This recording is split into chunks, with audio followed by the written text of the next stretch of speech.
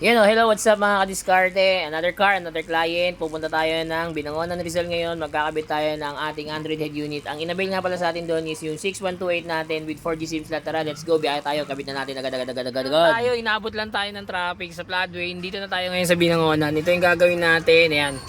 Suzuki Crosswind Sportivo, pares lang yan. Dito ulit tayo mag-i-start sa likuran. Babaklasin muna natin tong sidings na to. Yung pagbaklas niyan, ito munang part na to, tornilyo, tapos ito. Bubuksan nyo to, dalawa yan, kabilaan, may tornilyo yan sa loob. Ito yung reverse camera.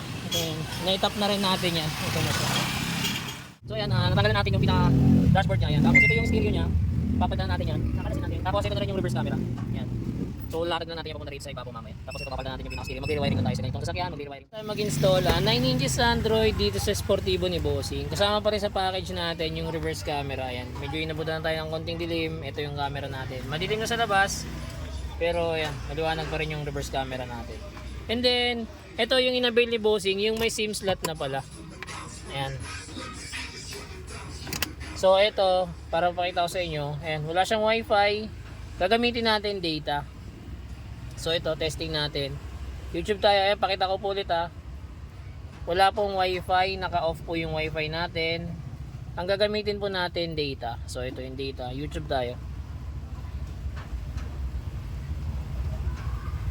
Ayan, so search natin, testing natin yan.